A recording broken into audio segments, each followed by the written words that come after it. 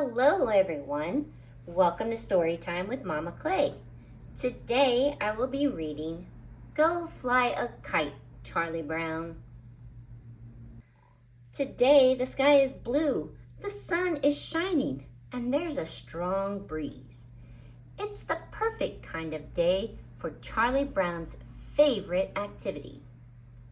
Bye, Sally, he tells his sister. I'm going to go fly a kite.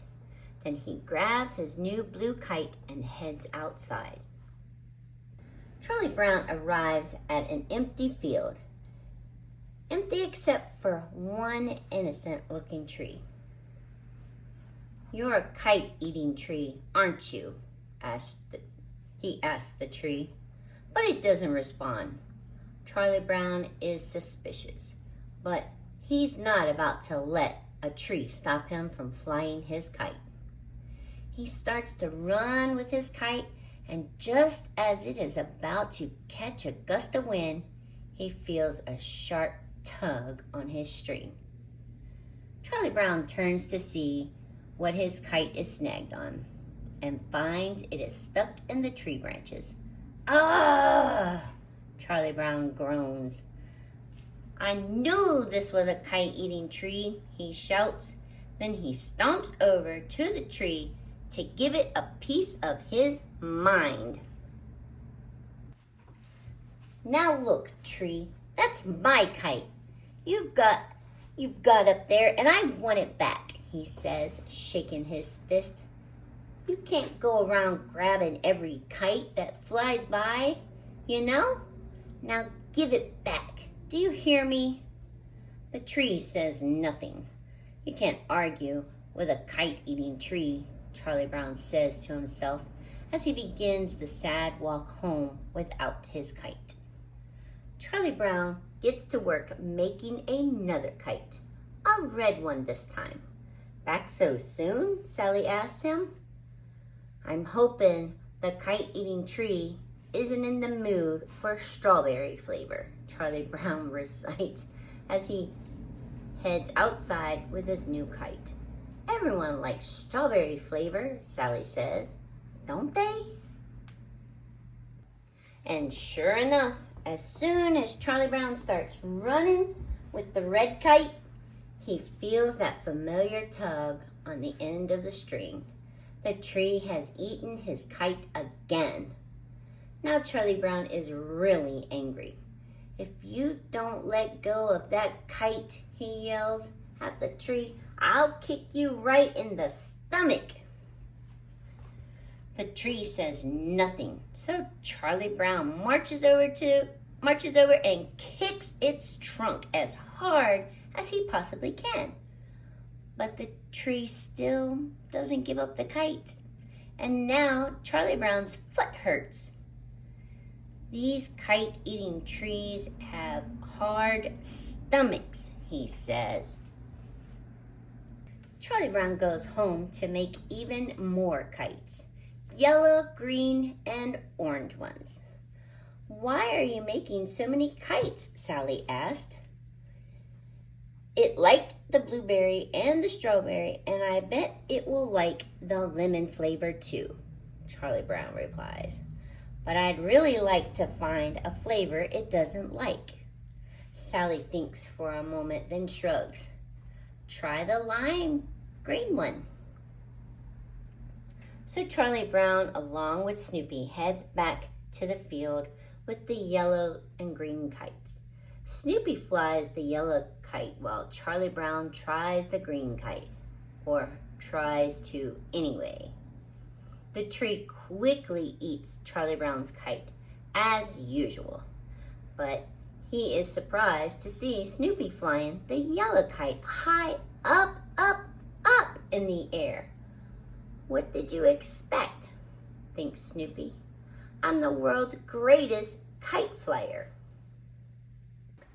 I guess the tree doesn't like lemon flavor after all, Charlie Brown says.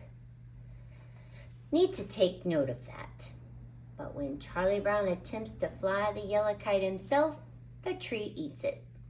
The kite-eating tree seems to eat any kite Charlie Brown is flying. I can't stand it! I just can't stand it, Charlie Brown explains.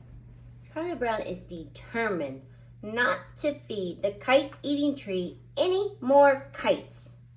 He marches up to the tree again and leans in close. What would you do if I decided not to fly any more kites this year? He asked. When he doesn't get a reply, he shouts, "You'd starve to death. That's what you'd do." Charlie Brown is still mad, but a little small part of him feels better knowing that the tree needs him. It's nice to be needed, Charlie Brown thinks to himself. That's when he runs into Lucy and Linus. "You hate that tree, don't you, Charlie Brown?" asks Linus. Charlie Brown nods. "You know why I hate it? Because it's greedy. That's why. Even while it has a kite in its branches, it'll reach out and grab another one. It's like a little kid eating French fries. One is never enough." Linus and Lucy decide to check out the kite-eating tree for themselves. "Don't get too close," warns Charlie Brown as they walk away. When she sees the tree, Lucy gets an idea. If the kite-eating tree eats kites, maybe it also eats dirty blue baby blankets that certain little brothers need to stop carrying everywhere, she thinks. "I don't want to live in a world where kite-eating trees exist," says Linus, sadly, as he looks up at the pieces of kite poking out of the tree. That's when Lucy takes his blanket and feeds it to the kite-eating tree, which gobbles it right up. Linus stands in shock for a moment. "My sister threw my blanket up in the kite-eating tree," he waits, and runs to Charlie Brown and Snoopy to ask for help. Snoopy immediately puts on his rescue squad hat.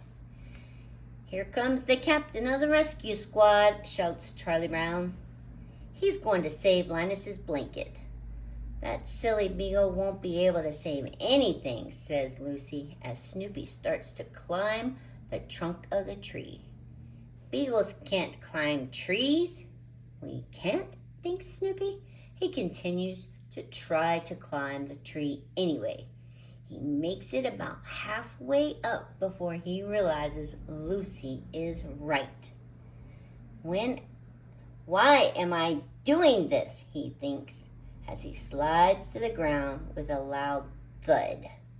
"Now I'll never get my blanket back," cries Linus, just like Charlie Brown has never gotten a kite back. "Stand back, everyone," Lucy says, exasperated. "I'll get your silly blanket back." Then she yells up at the kite-eating tree, "You give that blanket back right now! Do you hear me? It may be dumb and babyish, but it's my brother's, and I shouldn't have let you eat it." The tree shudders, and Linus's blanket falls out along with several old chewed-up kites. "I thought I'd never see my blanket again," says Linus, hugging it close.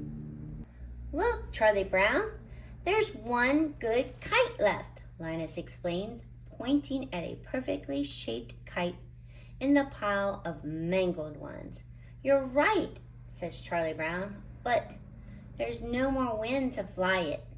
Snoopy has an idea and calls on Woodstock and the Beagle Scouts to help with it. "Look, Snoopy," says Charlie Brown, "for once I got the better of the kite-eating tree. I'm finally flying a kite." Snoopy raises his eyebrows. "Sort of," Charlie Brown adds when he realizes how he is flying a kite. Good grief.